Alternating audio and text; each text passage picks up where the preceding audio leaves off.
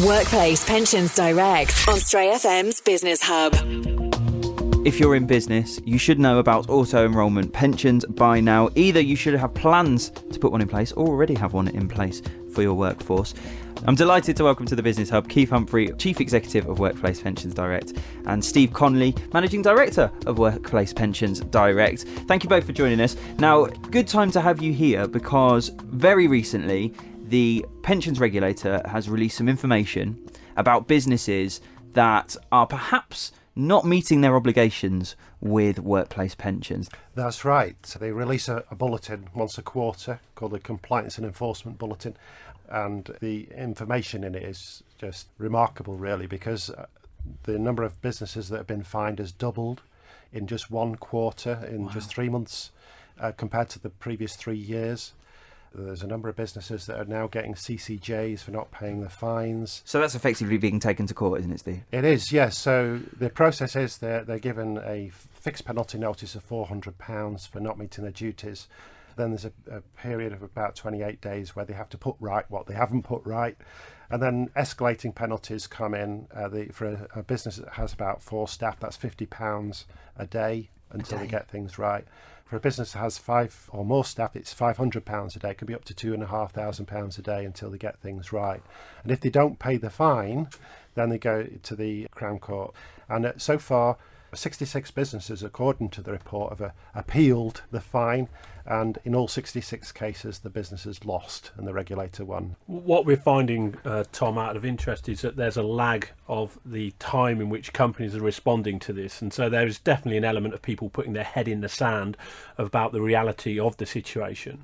And this is just folly, really, because ultimately the regulator will catch up with people and they will fine people because they take it very seriously. So just to remind people who've maybe not heard of Workplace Pensions Direct, what you do is basically help companies to make sure that they've got a compliant pension scheme in place that's appropriate for their business. That's right, isn't it? That's absolutely right. We help with not just the pension scheme but also the payroll. We help completely end to end the small business at prices the small business can afford. But also we guarantee that if our clients get fined, we pay it. Because you don't want to make mistakes. Yeah. So it's interesting you say that, Keith, then. So you're finding that a lot of people are coming to you late, basically. They've already made the mistakes, or they've left it too late. And actually, if they've come to you a few months earlier, then you could have saved them that headache. That's right, and to remind everyone is that every company out there will have what's called a staging date, and that staging date is the date at which you really need to have got it all sorted out, not the date at which you start thinking about it. Yeah. It's the same as thinking about your tax return on the 31st of January. No, that's the latest at which you've got to submit it, as we all know. Let's come back to this bulletin that's come out, because there's some interesting information that you were filling me in on before, Steve, Yes. that a particular business sector seems to be, I was going to say leading the way, but that's probably a positive spin on it. For the wrong reasons. For the wrong reasons, yeah. It seems to be the one that's making the most mistakes. Yes, so the sector that the regulator highlights in the report is really the food and drinks industry, saying that restaurants, clubs and bars are really the worst offenders, really, when it comes to non-compliance with the regulations. And they said the reasons for this is they employ a lot of temporary staff. Yeah, and a lot of the staff turnover is very high in the food and beverage industry, isn't it? It doesn't apply to us, it applies to everyone.